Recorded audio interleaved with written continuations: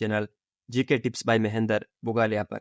जैसा कि आपने टाइटल और थंबनेल देखा होगा, आज की सेशन में अपन ज्योग्राफी के टॉप 200 क्वेश्चन देखेंगे, यानी जो ज्योग्राफी के इंपॉर्टेंट 200 क्वेश्चन है वो अपन इस सेशन के अंदर देखेंगे। सारे क्वेश्चन एग्जाम की दृष्टि से इंपॉर्टेंट और सिलेक्टेड इस सेशन में मैंने आपके लिए लिए हैं। चलिए बिना किसी देरी के क्लास को शुरू करते हैं। पहला क्वेश्चन क्या है, भारत का क्षेत्रफल विश्व के कुल भौगोलिक क्षेत्रफल का कितना प्रतिशत है? यानी विश्व का टोटल जो भौगोलिक क्षेत्रफल है उसमें भारत का क्षेत्रफल कितने प्रतिशत है? 2.4% है। यानी विश्व के क्षेत्रफल को अगर 100% मान लिया जाए तो भारत का क्षेत्रफल उसमें 2.4% है, प्रतिशत के हिसाब से। अगला क्वेश्चन क्या है, विश्व की कुल जनसंख्या का कितना प्रतिशत भाग भारत में निवास करता है? यानी विश्व के अंदर जितने भी लोग रहते हैं उनमें से कितने प्रतिशत लोग हैं जो भारत में रहते हैं? तो 17.5%, यानी प्रत्येक 100 में से 17.5 लोग भारत में निवास करते हैं प्रतिशत के हिसाब से। अगला क्वेश्चन क्या है, भारत किस गोलार्ध में स्थित है? जो भारत है वो कौन से गोलार्ध में स्थित है? तो आपको सब पता है, उत्तरी पूर्वी गोलार्ध में स्थित है भारत। क्वेश्चन का जो लेवल है वो धीरे धीरे मैं इंक्रीज करूंगा। पहले थोड़ा इजी क्वेश्चन आएंगे, उसके बाद जैसे जैसे क्लास अपनी आगे बढ़ेगी तो इजी टू मॉडरेट क्वेश्चन आने शुरू हो जाएंगे। तो भारत किस गोलार्ध में स्थित है? तो उत्तरी पूर्वी गोलार्ध में भारत स्थित है। अगला क्वेश्चन क्या है, भारत की उत्तर से दक्षिण तक लंबाई कितनी है? उत्तर से दक्षिण का मतलब हुआ खड़ी लंबाई पूछी है, यानी भारत के अंदर उत्तर से दक्षिण की लंबाई कितनी है? तो 3214 किलोमीटर। भारत की उत्तर से दक्षिण लंबाई है 3214 किलोमीटर। जब उत्तर की आप पढ़ रहे हो तो दक्षिण की साथ पढ़ोगे तो ही याद रहेगी। तो भारत की पूर्व से पश्चिम की लंबाई कितनी है? 2933 किलोमीटर। तो आपको एक आइडिया लगा होगा कि उत्तर से दक्षिण की लंबाई भारत की अधिक है, जबकि पूर्व से पश्चिम की लंबाई भारत की कम है। उत्तर से दक्षिण की लंबाई है भारत की 3214 किलोमीटर, जबकि पूर्व से पश्चिम की लंबाई है 2933 किलोमीटर। चलिए अगले क्वेश्चन पे चलते हैं। अगला क्वेश्चन है, प्रकाश को सूर्य से पृथ्वी तक पहुंचने में कितना समय लगता है? यानी एक प्रकाश की किरण है जो सूर्य से पृथ्वी पर पहुंचती है तो उसको कितना समय लगता है? तो 8 मिनट 20 सेकंड का समय लगता है। यानी प्रकाश की किरण सूर्य से पृथ्वी पर पहुंचने में 8 मिनट 20 सेकंड का समय लेती है। अगला क्वेश्चन क्या है, कर्क रेखा भारत के कितने राज्यों से होकर गुजरती है? जो कर्क रेखा है वो भारत के कितने राज्यों से होकर गुजरती है? तो भारत के 8 राज्यों से कर्क रेखा गुजरती है। और ये क्वेश्चन 3 स्टार क्वेश्चन है, बार बार एग्जामों में ये पूछा जाता है कि कर्क रेखा भारत के कितने राज्यों से गुजरती है। तो आपको याद रखना है कर्क रेखा भारत के 8 राज्यों से गुजरती है। अगला क्वेश्चन क्या है, भारत की मुख्य भूमि का दक्षिणी नोक क्या है? भारत की जो मुख्य भूमि है उसका जो दक्षिणी नोक है वो क्या है? तो केप केमोरिन। जो केप केमोरिन है वो भारत की मुख्य भूमि का दक्षिणी नोक है। अगला क्वेश्चन क्या है, सतपुड़ा और विंध्याचल के बीच कौन सी नदी बहती है? जो सतपुड़ा और विंध्याचल है उनके बीच कौन सी नदी बहती है? तो नर्मदा नदी। नर्मदा नदी सतपुड़ा और विंध्याचल पर्वत के मध्य बहती है। अगला क्वेश्चन, भारत का सबसे दक्षिणी बिंदु है, जो भारत का सबसे दक्षिणतम जो सबसे नीचे का बिंदु है वो कौन सा है? तो सब जानते हो आप, इंदिरा पॉइंट है। इंदिरा पॉइंट भारत का सबसे दक्षिणतम बिंदु है। अगला क्वेश्चन क्या है, कौन सी नदी अपने धारा बदलने के लिए प्रसिद्ध है? यानी कौन सी नदी है जो अपना जो प्रवाह है उसकी धारा को बदलने के में माहिर है? तो वो है कोसी नदी। कोसी नदी है वो अपनी धारा को बदलने में माहिर है। अगले क्वेश्चन पे चलते हैं। अगला क्वेश्चन क्या है, जोग जलप्रपात किस नदी पर स्थित है? तो इंपॉर्टेंट है, जोग जलप्रपात है वो इंपॉर्टेंट है और वो शरावती नदी पर गुजरता है। किस नदी पर स्थित है? वो शरावती नदी पर स्थित है। जोग जलप्रपात शरावती नदी पर स्थित है। ठीक है, अगले क्वेश्चन पर चलते हैं। भारत की स्थल सीमा की लंबाई कितनी है? जो भारत है उसकी स्थलीय सीमा की टोटल लंबाई कितनी है? तो 15,200 किलोमीटर भारतीय स्थल सीमा की लंबाई है। 15,200 किलोमीटर इंपॉर्टेंट है। ऐसे ही क्वेश्चन ज्योग्राफी में पूछे जाते हैं, आप चाहे कितना भी डीप पढ़ लो, ऐसे क्वेश्चन आपके सामने आएंगे, तब आप उनको गलत कर दोगे तो उनको गलत नहीं करना है। आपको ध्यान रखना है स्थलीय सीमा की लंबाई 15,200 किलोमीटर है।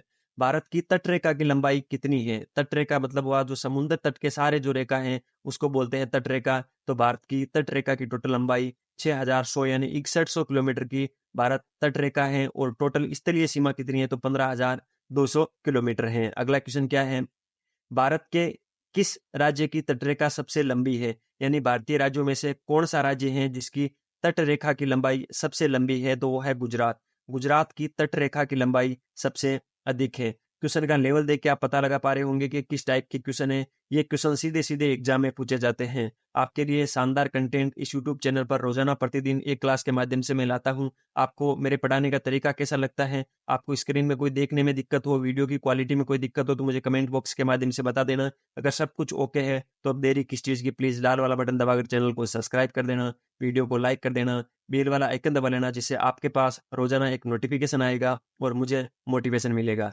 अगला क्वेश्चन क्या है, भारत के किस राज्य की तटरेखा सबसे छोटी है? यानी भारत में जितने भी राज्य तटरेखा बनाते हैं उनमें सबसे बड़ी तटरेखा तो गुजरात बनाता है और सबसे छोटी तटरेखा गोवा बनाता है। सबसे छोटी तटरेखा कौन बनाता है? तो गोवा राज्य बनाता है। अगला क्वेश्चन क्या है, कौन सी अक्षांश रेखा भारत के मध्य से होकर गुजरती है? कौन सी अक्षांश रेखा है जो भारत के मध्य से होकर गुजरती है? तो वो है कर्क रेखा। जो कर्क रेखा है वो भारत के मध्य से गुजरती है। मध्य से कितने राज्यों में से गुजरती है? मैंने पहले ही पढ़ाया था, अभी आपको 8 राज्यों में से गुजरती है। तो आपको ध्यान रखना है, जो कर्क रेखा है वो भारत के मध्य से होकर गुजरती है। अगला क्वेश्चन क्या है, भारत के किस राज्य में विश्व का सबसे बड़ा थोरियम का भंडार मौजूद है? भारत का कौन सा राज्य है जिसमें विश्व का सबसे बड़ा थोरियम का भंडार मौजूद है? तो वो राज्य है केरल। भारत के केरल राज्य में विश्व का सबसे बड़ा थोरियम का भंडार मौजूद है। अगला क्वेश्चन क्या है, किस राज्य में सबरीमाला स्थित है? सबरीमाला किस राज्य में स्थित है? तो सबरीमाला केरल में स्थित है। सबरीमाला कहाँ है? सबरीमाला केरल में स्थित है। अगला क्वेश्चन क्या है, भारत में किस राज्य की सबसे लंबी तटरेखा है? भारत के अंदर कौन सा राज्य है जिसकी तटरेखा सबसे लंबी है? तो वो है गुजरात। सबसे छोटी तटरेखा वाला राज्य गोवा है। अगला क्वेश्चन क्या है, भारत में जैव विविधता की दृष्टि से धनी स्थान है? भारत के अंदर सबसे अधिक जैव विविधता कहाँ पर पाई जाती है? तो पश्चिमी घाट। पश्चिमी घाट है वो जैव विविधता की दृष्टि से एक धनी स्थान है। अगला क्वेश्चन क्या है, भारत का कौन सा राज्य 3 ओर से बांग्लादेश से घिरा हुआ है? तो भारत का त्रिपुरा राज्य है वो 3 ओर से बांग्लादेश देश से घिरा हुआ है। अगला क्वेश्चन क्या है, भारत में चंदन की लकड़ी के लिए प्रसिद्ध राज्य है? यानी भारत के अंदर कौन सा राज्य है जिसमें सबसे अधिक चंदन की लकड़ी का उत्पादन होता है? यानी चंदन की लकड़ी के लिए प्रसिद्ध राज्य है कर्नाटक। कर्नाटक चंदन की लकड़ी के उत्पादन के लिए प्रसिद्ध राज्य है। अगला क्वेश्चन क्या है, राष्ट्रीय वन अनुसंधान संस्थान कहाँ स्थित है? ये क्वेश्चन कई बार एग्जामों में सीधा सीधा पूछा है। तो राष्ट्रीय वन अनुसंधान के अंदर देहरादून उत्तराखंड में स्थित है। देहरादून उत्तराखंड में राष्ट्रीय वन अनुसंधान संस्थान स्थित है। अगला क्वेश्चन क्या है, भूमध्य रेखा के निकट किस तरह के वन पाए जाते हैं? जो भूमध्य रेखा है उसके निकट किस तरह के वन पाए जाते हैं? तो उनके निकट उष्णकटिबंधीय वन पाए जाते हैं। भूमध्य रेखा के निकट उष्णकटिबंधीय वन पाए जाते हैं। इंपॉर्टेंट है, याद कर लेना। अगला क्वेश्चन क्या है, मध्य प्रदेश का शिवपुरी राष्ट्रीय पार्क किस लिए महत्वपूर्ण है? जो मध्य प्रदेश है उसका जो शिवपुरी राष्ट्रीय पार्क है वो किसके लिए महत्वपूर्ण है? तो तेंदुआ और चीतल। तेंदुआ और चीतल के लिए मध्य प्रदेश का शिवपुरी राष्ट्रीय पार्क महत्वपूर्ण है, इंपॉर्टेंट है। अगला क्वेश्चन, कुंगटी वन्य पशु विहार किस राज्य में स्थित है? जो कुंगटी वन्य पशु विहार है वो किस राज्य में स्थित है? तो हिमाचल प्रदेश में। पशु विहार है वो किस राज्य में स्थित है? तो हिमाचल प्रदेश में स्थित है। ध्यान रखना है, इंपॉर्टेंट है। कुंगटी वन्य पशु विहार किस राज्य में स्थित है? हिमाचल प्रदेश में स्थित है। अगला क्वेश्चन, नागरहोल नेशनल पार्क किस राज्य में है? जो नागरहोल नेशनल पार्क है वो कौन से राज्य में स्थित है? तो वो है कर्नाटक के अंदर। नागरहोल नेशनल पार्क किस राज्य में स्थित है? कर्नाटक राज्य में स्थित है। अगला क्वेश्चन क्या है, भरतपुर पक्षी अभयारण्य किस राज्य में स्थित है? भरतपुर पक्षी अभयारण्य किस राज्य में स्थित है? वो राजस्थान में है। राजस्थान के धौलपुर और भरतपुर जिले हैं जो कि राजस्थान के पूर्व के अंदर पड़ते हैं, उत्तर पूर्व के अंदर पड़ते हैं, यूपी की सीमा को टच करते हुए वहां पर भरतपुर पक्षी अभयारण्य स्थित है। अगला क्वेश्चन, सुंदरवन। सुंदरवन के जंगल को क्या कहा जाता है? जो सुंदरवन के जंगल हैं उनको क्या बोला जाता है? तो मैंग्रोव। सुंदरवन के जंगलों को मैंग्रोव बोला जाता है। क्या बोला जाता है? मैंग्रोव बोला जाता है। अगला क्वेश्चन, गंगा डेल्टा के मैंग्रोव वनों को क्या कहा जाता है? जो गंगा डेल्टा के मैंग्रोव वन है उनको सुंदरवन कहा जाता है। जो ऊपर वाला क्वेश्चन है उनको कई बार इस तरीके से भी प्रेजेंटेशन के माध्यम से पूछा जा सकता है, इसीलिए मैंने ये क्वेश्चन डाला है। ध्यान रखना है, दोनों क्वेश्चन का मतलब एक ही है। क्या है कि सुंदरवन को ही मैंग्रोव बोलते हैं और जो गंगा के डेल्टा में मैंग्रोव वन है वही सुंदरवन है। ठीक है। भारत में सबसे अधिक कौन सी मिट्टी पाई जाती है? तो भारत में सबसे अधिक जलोढ़ मिट्टी पाई जाती है। जलोढ़ मिट्टी जो नदियों के बहाव के द्वारा इकट्ठी होती है उनको जलोढ़ मिट्टी बोलते हैं। और भारत के अंदर सबसे अधिक कौन सी मिट्टी पाई जाती है? तो जलोढ़ मिट्टी पाई जाती है। अगले क्वेश्चन पे चलते हैं। अगला क्वेश्चन क्या है, कपास उगाने के लिए कौन सी मिट्टी उपयुक्त होती है, यानी कपास की खेती के लिए सबसे उपयुक्त मिट्टी कौन सी है, तो काली मिट्टी। कपास के लिए काली मिट्टी सबसे उपयुक्त मिट्टी मानी जाती है। अगला क्वेश्चन क्या है, लेटराइट मिट्टी महत्वपूर्ण रूप से पाई जाती है। जो लेटराइट मिट्टी है वो महत्वपूर्ण रूप से किस स्थान पर पाई जाती है, तो मालाबार तटीय क्षेत्र में। मालाबार तटीय क्षेत्र में लेटराइट मिट्टी पाई जाती है। अगला क्वेश्चन क्या है, मसालों का बगीचा उपनाम से प्रसिद्ध राज्य है, यानी मसालों का बगीचा उपनाम से प्रसिद्ध राज्य कौन सा है, तो केरल। केरल को मसालों का बगीचा कहा जाता है। अगला क्वेश्चन, किस राज्य को भारतवर्ष का चीनी का कटोरा, चीनी का कटोरा किसको बोलते हैं, भारतवर्ष का चीनी का कटोरा। वैसे दुनिया में चीनी का कटोरा तो क्यूबा देश को बोला जाता है, लेकिन भारत में चीनी का कटोरा किसको बोलते हैं, तो उत्तर प्रदेश, यूपी को भारत का चीनी का कटोरा बोला जाता है। विश्व का चीनी का कटोरा आपसे पूछे तो आप बता देना क्यूबा, ठीक है। अगला क्वेश्चन, भारत में गेहूं का सबसे बड़ा उत्पादक राज्य कौन सा है, तो भारत में गेहूं का सबसे बड़ा उत्पादक राज्य भी उत्तर प्रदेश है। तो उत्तर प्रदेश को लेकर दो फैक्ट है, ध्यान रखना, चीनी का कटोरा उत्तर प्रदेश को बोला जाता है और भारत में गेहूं का सबसे बड़ा उत्पादक राज्य भी उत्तर प्रदेश यूपी है। अगला क्वेश्चन क्या है, भारत में किस राज्य में भारत का चावल का कटोरा बोला जाता है, यानी चीनी का कटोरा भारत में किस राज्य को बोला जाता है, तो वो यूपी को बोला जाता है। उसी प्रकार भारत के अंदर चावल का कटोरा किसको बोलते हैं, तो वो बोलते हैं तमिलनाडु राज्य को। तमिलनाडु राज्य जो है उसको बोलते हैं भारत के अंदर चावल का कटोरा। चावल का कटोरा कौन सा राज्य है, तो वो है तमिलनाडु। अगला क्वेश्चन, किस पेड़ पेड़ से हमें कुनेन प्राप्त करते हैं, जो कुनेन है वो हमें किस पेड़ से प्राप्त होता है। कुनेन को जनरली मलेरिया की दवा के रूप में प्रयोग में लिया जाता है।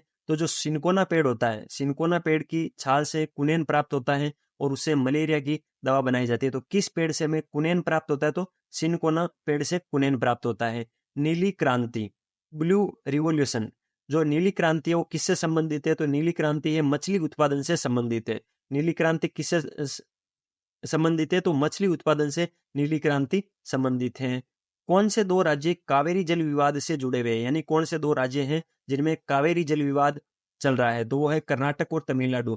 कर्नाटक और तमिलनाडु ये दोनों राज्य कावेरी जल विवाद से जुड़े हुए हैं। अगला क्वेश्चन क्या है, भारतवर्ष की सबसे लंबी नदी, इंडियाज लॉन्गेस्ट रिवर कौन सी, आप सब जानते हो भारत की सबसे लंबी नदी है वो गंगा नदी है। इसके अंदर आपसे क्वेश्चन पूछा जाता है प्रायद्वीपीय भारत की सबसे लंबी नदी कौन सी है, और उसमें ऑप्शन नंबर 1 में ही गंगा दिया रखा होता है और बच्चा वहीं कंफ्यूज होकर उसको राइट कर देता है। ध्यान रखना है, प्रायद्वीपीय भारत की सबसे लंबी नदी आपसे पूछे तो आपको बताना है गंगा, गंगा नहीं बताना है, आपको बताना है गोदावरी। और भारतवर्ष की सबसे लंबी नदी पूछे तो आपको बताना है गंगा, ठीक है। दोनों में अलग अलग फैक्ट है। आगे चलते हैं, कहाँ भागीरथी और अलकनंदा मिलकर गंगा बनती है, यानी कौन सा स्थान है जहां पर भागीरथी और अलकनंदा मिलती है और गंगा बन जाती है, तो वो है देवप्रयाग। देवप्रयाग के अंदर भागीरथी और अलकनंदा मिलती है और वहां से गंगा नदी बन जाती है। अगला क्वेश्चन क्या है, दमन गंगा, दमन गंगा किस नदी का प्राचीन नाम है, तो गोदावरी का प्राचीन नाम है दमन गंगा, ठीक है। इंपॉर्टेंट है, ध्यान रखना, ये क्वेश्चन पूछा जाता है सीधा सीधा एग्जाम में, तो ये क्वेश्चन इंपॉर्टेंट बनता है। दमन गंगा किस नदी का प्राचीन नाम है, तो गोदावरी का प्राचीन नाम है दमन गंगा। अगला क्वेश्चन क्या है, भारत की किस नदी को वरहद गंगा के नाम से जाना जाता है, यानी भारत की कौन सी नदी है जिसको वरहद गंगा के नाम से जाना जाता है, तो वो गोदावरी। भारत की गोदावरी नदी को वरहद गंगा के नाम से जाना जाता है। गोदावरी का उद्गम स्थल कौन सा है, ये क्वेश्चन भी पूछा जाता है। गोदावरी गंगा के बाद में अगर किसी से सबसे अधिक क्वेश्चन पूछे जाते हैं तो वो गोदावरी नदी से पूछे जाते हैं। गोदावरी नदी का उद्गम स्थल कौन सा है, तो गोदावरी नदी का उद्गम स्थल है नासिक। नासिक से गोदावरी नदी उद्गमित होती है या निकलती है। रावी नदी का वैदिक नाम क्या है, जो रावी नदी है उसका वैदिक नाम क्या है, तो पुरुषुणी। पुरुषुणी रावी नदी का वैदिक नाम है, इंपॉर्टेंट है, पूछा जाता है। अगले क्वेश्चन पे चलते हैं। अगला क्वेश्चन क्या है, ब्रह्मपुत्र नदी किस हिमनद से निकलती है, जो ब्रह्मपुत्र नदी है वो कौन से हिमनद से निकलती है।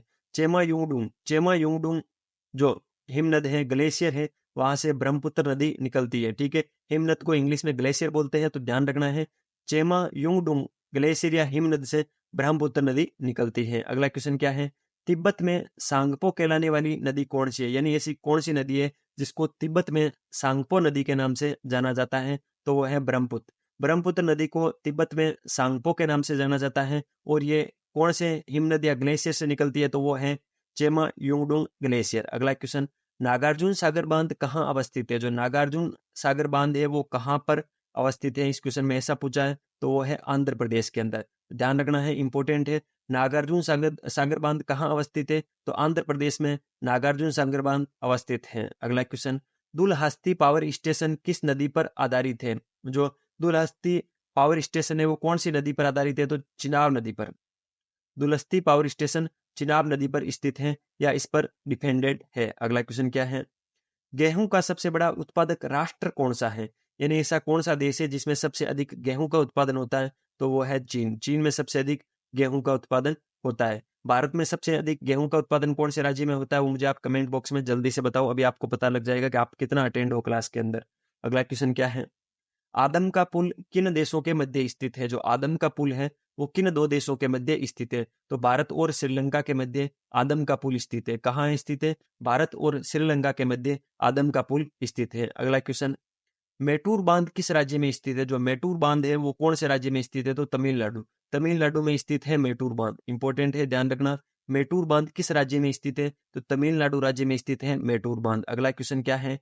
श्रीलंका को भारत से कौन अलग करती है? जो श्रीलंका को भारत से अलग करने वाली खाड़ी का नाम क्या है? तो वो मन्नार की खाड़ी है। मन्नार की खाड़ी श्रीलंका और भारत को अलग करती है। आदम का पुल किनके मध्य है? तो भारत और श्रीलंका के मध्य है। और मेटूर बांध कहाँ स्थित है? तो वो तमिलनाडु में स्थित है। अगला क्वेश्चन क्या है? भारत का कौन सा भूभाग प्राचीनतम है? सबसे प्राचीनतम भूभाग कौन सा है? तो वो है प्रायद्वीपीय पठार। भारत का जो प्रायद्वीपीय पठार है वो सबसे प्राचीनतम भूभाग है। सबसे प्राचीनतम भूभाग कौन सा है? तो प्रायद्वीपीय पठार है। सारे क्वेश्चन सिलेक्टेड और इंपॉर्टेंट है, सारे क्वेश्चनों को बड़े ध्यान से पढ़ना है। अगला क्वेश्चन क्या है? भारत का पूर्वी समुद्री तट किस नाम से जाना जाता है? भारत का पूर्वी समुद्री तट किस नाम से जाना जाता है? तो कोरोमंडल तट के नाम से भारत का पूर्वी समुद्री तट जाना जाता है। अगला क्वेश्चन क्या है? अंडमान निकोबार द्वीप समूह की सबसे ऊंची चोटी कौन सी है? इंपॉर्टेंट है, ध्यान रखना। अंडमान निकोबार द्वीप समूह उसकी सबसे ऊंची चोटी कौन सी है? तो sandal peak. Sandal peak Andaman Nicobar द्वीप समूह की सबसे ऊंची चोटी है। भारत की सबसे ऊंची चोटी कौन सी है वो मुझे आप कमेंट बॉक्स में जल्दी से बताओ। पिछली वाली क्लास में मैंने आपको पढ़ाया था। इस यूट्यूब चैनल पर आपको प्लेलिस्ट सेक्शन में जाना, वहां पर अलग अलग सब्जेक्ट की अलग अलग प्लेलिस्ट मिलेगी। वहां पर आपको सारे क्वेश्चन एक जगह मिल जाएंगे, मतलब सारी सब्जेक्ट के जो क्वेश्चन है वो सारे बाय सीक्वेंस मिल जाएंगे। तो अंडमान निकोबार द्वीप समूह की सबसे ऊंची चोटी तो मैंने आपको बता दी है, सैंडल पीक है। भारत की सबसे ऊंची चोटी कौन सी है वो जल्दी से आप मुझे कमेंट बॉक्स में बताओगे। जब तक अगले क्वेश्चन पे चलते हैं। अगला क्वेश्चन क्या है? लक्षद्वीप समूह है, जो लक्षद्वीप समूह है उसमें द्वीपों की उत्पत्ति किस प्रकार हुई है? यानी लक्षद्वीप समूह पर छोटे छोटे अलग अलग द्वीप बने हुए हैं, उन द्वीपों की जो उत्पत्ति है वो किससे हुई है? तो परवाल भीतियों से हुई है। जो परवाल भीतियां हैं उनसे मिलकर जो लक्षद्वीप है उनके छोटे मोटे द्वीपों की उत्पत्ति हुई है परवाल भीतियों से। ठीक है, इंपॉर्टेंट है, ध्यान रखना। नीलगिरी की पहाड़ियां किस राज्य में स्थित है? जो नीलगिरी की पहाड़ियां वो कहाँ पर स्थित है? तो तमिलनाडु। तमिलनाडु में नीलगिरी की पहाड़ियां स्थित है। इंपॉर्टेंट है, ध्यान रखना। नीलगिरी की पहाड़ियां किस राज्य में स्थित है? तो तमिलनाडु राज्य में नीलगिरी की पहाड़ियां स्थित हैं। अगला क्वेश्चन क्या है? लक्षद्वीप समूह कहाँ स्थित है? जो लक्षद्वीप समूह है वो कहाँ पर स्थित है? तो अरब सागर में। अरब सागर के अंदर स्थित है लक्षद्वीप समूह। आपको कई बार ऑप्शन में हिंद महासागर और बंगाल की खाड़ी दे रखी होती है, फिर आप हो जाते हो कंफ्यूज, तो आपको कंफ्यूज नहीं होना है। लक्षद्वीप समूह कहाँ पर स्थित है? वो है अरब सागर में। अगले क्वेश्चन पे चलते हैं। कौन सी नदी असम और अरुणाचल प्रदेश के बीच सीमा बनाती है? यानी कौन सी नदी है जो असम और अरुणाचल प्रदेश के मध्य सीमा बनाती है? तो वह है संकोसी नदी। जो संकोसी नदी है वो असम और अरुणाचल प्रदेश के बीच सीमा बनाती है। अगला क्वेश्चन, भारत और पाकिस्तान के बीच रेड क्लिफ रेखा कब निर्धारित की गई? भारत और पाकिस्तान के बीच जो रेड क्लिफ रेखा है वो कब निर्धारित की गई? तो 15 अगस्त 1947 को निर्धारित की गई थी। ठीक है, कहीं कहीं कुछ गाइडों में 14 अगस्त भी लिख रखा है, तो 14 और 15 अगस्त में से कुछ भी आए तो आप कर देना। पहले अगर आए तो 14 अगस्त करना, मेरी मानो तो। वैसे भारत और पाकिस्तान के बीच रेड क्लिफ रेखा का निर्धारण 15 अगस्त 1947 को कहीं एक जगह लिखा था, एक बुक में लिखा था, तो मैंने वहां से ये क्वेश्चन लिया है। वैसे 14 अगस्त भी इसके अंदर सही माना जाएगा। और इसका निर्धारण सर रेड क्लिफ ने किया था, इसलिए इसको रेड क्लिफ रेखा बोलते हैं। इसकी सर्वाधिक लंबाई है वो राजस्थान को टच करती है, जिसकी लंबाई 1070 किलोमीटर है राजस्थान में। ठीक है, राजस्थान के पहले 4 जिले, लेकिन राजस्थान में अब की कुछ नए जिले बने, उस हिसाब से 6 जिले ये सीमा बनाते हैं। अगला क्वेश्चन, भारत का क्षेत्रफल कितना है? भारत का टोटल क्षेत्रफल कितना है? तो 32,87,263 वर्ग किलोमीटर में भारत फैला हुआ है। भारत का टोटल क्षेत्रफल कितना है? 32,87,263 वर्ग किलोमीटर। अगला क्वेश्चन है, शिव समुद्रम किस नदी द्वारा बनाया गया द्वीप है? जो शिव समुद्र नाम का द्वीप है वो कौन सी नदी बनाती है? तो कावेरी। कावेरी नदी के द्वारा बनाया गया द्वीप है शिव समुद्रम। कौन सा? शिव समुद्रम। अगला क्वेश्चन क्या है? पूर्वांचल की पहाड़ियां भारत को किस देश से अलग करती है? जो पूर्वांचल की पहाड़ियां हैं वो भारत को किस देश से अलग करती है? तो म्यांमार। म्यांमार से अलग करती है पूर्वांचल की पहाड़ियां भारत को। अगला क्वेश्चन क्या है? भारत की सबसे छोटी स्थलीय सीमा किस देश के साथ लगती है? यानी भारत सबसे छोटी स्थलीय सीमा कौन से देश के साथ शेयर करता है? तो वो करता है अफगानिस्तान के साथ। किस देश के साथ? अफगानिस्तान के साथ। अगला क्वेश्चन क्या है? भारत के कुल भूभाग का कितना प्रतिशत भाग पर्वतीय है? यानी भारत का टोटल जो भूभाग है उसमें से कितना प्रतिशत भाग पर्वतीय है? तो 11%। भारत का 11% भाग पर्वतीय भाग है। अगला क्वेश्चन, भारत के कुल भूभाग का कितना प्रतिशत भाग मैदानी है? तो भारत के टोटल भूभाग का 43% जो भाग है वो मैदानी है। अगले क्वेश्चन पे चलते हैं। भारत तथा पाकिस्तान के मध्य अंतर्राष्ट्रीय सीमा का नाम बदलकर क्या रखा गया? यानी जो भारत तथा पाकिस्तान के मध्य जो अंतर्राष्ट्रीय सीमा है, पहले यहाँ पर कोई सीमा नहीं थी, वहां पर 15 अगस्त 1947 को सीमा खींची गई थी, जिसका नाम क्या रखा गया था? तो रेड क्लिफ रेखा। क्या नाम रखा गया था? रेड क्लिफ रेखा उनका नाम, उस रेखा का नाम रखा गया था। अगले क्वेश्चन पे चलते हैं। भारत तथा चीन के बीच सीमा बनाने वाली रेखा का नाम क्या है? तो मैकमोहन। जैसे भारत और पाकिस्तान के बीच जो सीमा है उसको रेड क्लिफ रेखा बोलते हैं, उसी प्रकार भारत और चीन के मध्य जो सीमा बनती है उसको मैकमोहन रेखा के नाम से जाना जाता है। पाक जल डमरू किन दो देशों के मध्य है? जो पाक जल डमरू है वो किन दो देशों के मध्य है? पाकिस्तान जल डमरू है वो किन दो देशों के मध्य स्थित है? तो भारत और श्रीलंका के मध्य स्थित है। तो ध्यान रखना, इसमें आप कंफ्यूज नहीं होना है। पाक जल डमरू आपसे पूछे तो आप पाकिस्तान उसमें मत कर देना, भारत और श्रीलंका के मध्य है। सूर्य के सबसे दूर कौन सा ग्रह है? यानी सूर्य से सबसे दूर ग्रह कौन सा है? तो वरुण ग्रह सूर्य से सबसे दूर स्थित ग्रह है। अगला क्वेश्चन, विश्व की सबसे व्यस्त व्यापारिक नदी कौन सी है? यानी पूरी दुनिया में सबसे व्यस्ततम व्यापारिक नदी कौन सी है? यानी जहां पर व्यापार होता है तो वो है राइन नदी।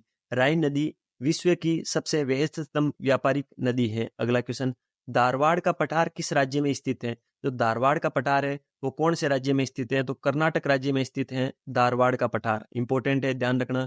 धारवाड़ का पठार किस राज्य में स्थित है? तो कर्नाटक राज्य में धारवाड़ का पठार स्थित है। अगला क्वेश्चन, पृथ्वी से इस तरह दिखाई देने वाले तारे का नाम क्या है? यानी ऐसा कौन सा तारा है जो पृथ्वी से हमें इस तरह दिखाई देता है, एक जगह दिखाई देता है? तो वो है ध्रुव तारा। ध्रुव तारा पृथ्वी से इस तरह दिखाई देने वाला तारा है। अगला क्वेश्चन क्या है?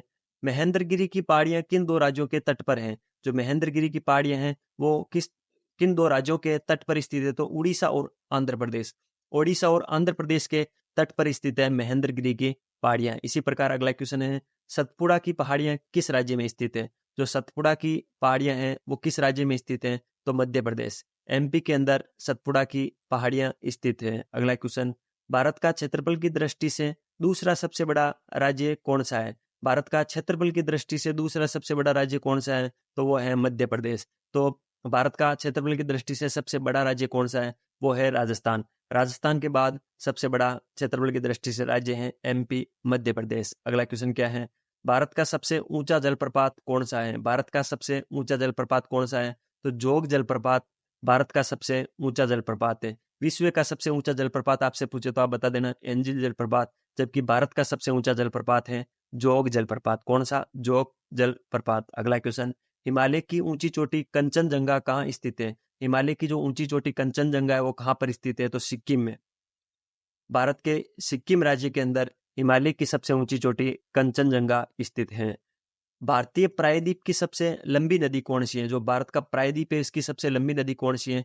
तो इस क्लास के अंदर अपन ने इसके बारे में चर्चा भी की है। इस क्वेश्चन के बारे में मैंने आपसे कहा था कि अगर भारत की सबसे लंबी नदी आपसे पूछे तो आप बताना गंगा नदी, और प्रायद्वीपीय भारत की सबसे लंबी नदी आपसे पूछे तो आप बताना गोदावरी नदी। अगला क्वेश्चन क्या है? भागीरथी और अलकनंदा का संगम कहाँ पर होता है? ध्यान रखना है आपको, भागीरथी और अलकनंदा जो दोनों नदियां हैं वो कहाँ पर मिलती है? तो वो देवप्रयाग में मिलती है। देवप्रयाग में मिलने के बाद ये गंगा नदी का रूप ले लेती है। तो ध्यान रखना है भागीरथी और अलकनंदा का संगम कहाँ पर होता है? तो देवप्रयाग में होता है। अगला क्वेश्चन, जवार नदी मुख यानी मुहाना, जवार नदी मुख कौन सी नदी बनाती है? तो नर्मदा नदी। नर्मदा जो नदी है वो जवार नदी मुख बनाती है। अगला क्वेश्चन, सूरत किस नदी के तट पर स्थित है? जो सूरत शहर है भारत का वो कौन सी नदी पर स्थित है? तो ताप्ती नदी पर। ताप्ती नदी पर सूरत शहर स्थित है। अगला क्वेश्चन, भारत का सबसे ऊंचा बांध भाखड़ा किस नदी पर बना है? भारत का जो सबसे ऊंचा बांध भाखड़ा है वो किस नदी पर बना है? तो सतलुज नदी पर बना हुआ है। कौन सी नदी पर? सतलुज नदी पर भारत का सबसे ऊंचा बांध भाखड़ा बना हुआ है। अगला क्वेश्चन, काजीरंगा राष्ट्रीय उद्यान किसके लिए प्रसिद्ध है? जो काजीरंगा राष्ट्रीय उद्यान है वो किसके लिए प्रसिद्ध है? तो गेंडे के लिए प्रसिद्ध है। जो गेंडा है उसके लिए काजीरंगा राष्ट्रीय उद्यान प्रसिद्ध है। अगला क्वेश्चन क्या है? खेतड़ी किसके लिए प्रसिद्ध है? खेतड़ी खेतड़ी कॉपर धातु के लिए प्रसिद्ध है। खेतड़ी कहाँ पर है? तो ये खेतड़ी नाम की जगह झुंझुनू जिले में पड़ती है। झुंझुनू जिला कहाँ पड़ता है? तो राजस्थान। राजस्थान में जो शेखावाटी वाला क्षेत्र है जिसके अंदर चूरू, सीकर और झुंझुनू आते हैं, तो झुंझुनू के अंदर खेतड़ी जो जगह है वो कॉपर तांबे के लिए प्रसिद्ध है। ठीक है, कॉपर को हिंदी में तांबा बोलते हैं, तो कॉपर या तांबे के लिए प्रसिद्ध है खेतड़ी, जो कि राजस्थान के झुंझुनू जिले में है। अगला क्वेश्चन, दक्षिण भारत की सबसे ऊंची चोटी कौन सी है? जो दक्षिण भारत है उसकी सबसे ऊंची चोटी कौन सी है? तो अनाई जो अनाई मुड्डी है वो दक्षिण भारत की सबसे ऊंची चोटी है। अगले क्वेश्चन पे चलते हैं। पेट्रोलॉजी किसका अध्ययन है? जो पेट्रोलॉजी है उसके अंदर किसका अध्ययन किया जाता है? तो चट्टानों का अध्ययन किया जाता है पेट्रोलॉजी में। पेट्रोलॉजी में चट्टानों का अध्ययन किया जाता है। इंपॉर्टेंट है, जियोग्राफी में पूछा जाता है ये कि पेट्रोलॉजी में किसका अध्ययन किया जाता है। तो पेट्रोलॉजी में वहां पहला ऑप्शन दे रखा होगा पेट्रोल का अध्ययन किया जाता है, और आप सही कर दोगे, लेकिन पेट्रोलॉजी के अंदर चट्टानों का अध्ययन किया जाता है। किसका अध्ययन किया जाता है? चट्टानों का अध्ययन किया जाता है। अगला क्वेश्चन है, अरावली पर्वत श्रेणी का सर्वोच्च शिखर क्या कहलाता है? जो अरावली पर्वत श्रेणी है उसका जो सर्वोच्च शिखर है उसको किस नाम से जाना जाता है? तो गुरु शिखर के नाम से। अरावली का जो सर्वोच्च शिखर है उसको गुरु शिखर के नाम से जाना जाता है। ये गुरु शिखर कहाँ पर है? तो ये राजस्थान के सिरोही जिले के अंदर स्थित है। 1722 मीटर इसकी ऊंचाई है। तो अरावली पर्वत श्रेणी का सर्वोच्च शिखर गुरु शिखर है। अगला क्वेश्चन क्या है? आओ जनजाति किस राज्य से संबंधित है? जो आओ जनजाति है वो किस राज्य से संबंधित है? तो ये असम से संबंधित है। जो आओ जनजाति है वो आसाम राज्य में सबसे अधिक पाई जाती है। इंदिरा गांधी राष्ट्रीय उड़ान अकादमी कहाँ है? इंपॉर्टेंट है, इंदिरा गांधी राष्ट्रीय उड़ान अकादमी कहाँ पर है? तो वो है फुर्सतगंज, उत्तर प्रदेश के अंदर। फुर्सतगंज उत्तर प्रदेश के अंदर इंदिरा गांधी राष्ट्रीय उड़ान अकादमी स्थित है। अगला क्वेश्चन, किस नदी को बिहार का शोक कहा जाता है? कौन सी नदी है जिसको बिहार का शोक कहा जाता है? तो कोसी नदी को बिहार का शोक कहा जाता है। क्यों कहा जाता है? ये नदी सबसे अधिक अपना रास्ता परिवर्तन, अपने धारा का परिवर्तन करती है, जिससे कई जनहानि और कई प्रकार के नुकसान करती है। इसलिए जो कोसी नदी है उसको बिहार का शोक या बिहार का दुख कहा जाता है। ये थे ज्योग्राफी के इंपॉर्टेंट क्वेश्चंस। इसके अंदर जो बाकी क्वेश्चन हैं उनकी मैं जल्द ही ये क्लास डाल दूंगा। वो कहाँ पर मिलेगी? तो अपने इसी यूट्यूब चैनल पर मिलेगी। प्लेलिस्ट सेक्शन के अंदर इंडियन ज्योग्राफी नाम से आपको एक प्लेलिस्ट मिल जाएगी, वहां पर सारी क्लासेस बाय सीक्वेंस मिल जाएगी। अगर आपको लग रहा है कि सर ने अच्छा कंटेंट दिया है, अच्छी तरीके से प्रेजेंटेशन किया है और अच्छी तरीके से हमें समझाया है, तो प्लीज बदले में ज्यादा कुछ नहीं चाहिए, लाल वाला बटन दबाकर चैनल को सब्सक्राइब कर देना, वीडियो को लाइक कर देना, बेल वाला आइकन दबा लेना, जिससे नई क्लास की नोटिफिकेशन आपको मिल जाएगी और मुझे मोटिवेशन मिल जाएगा। और कमेंट के माध्यम से आप मुझे बता दिया करो कि आपको किस टॉपिक पे क्लास चाहिए। जैसे ही आप कमेंट करोगे उसके 24 घंटे बाद आपको वो क्लास अपने इस यूट्यूब चैनल पे मिल जाएगी। ये मेरा प्रोमिज है आपसे। मिलते हैं फिर किसी नए सेशन के साथ। तब तक अपना स्वास्थ्य का ध्यान रखिए, पढ़ाई को जारी रखिए। Take care. जय हिंद।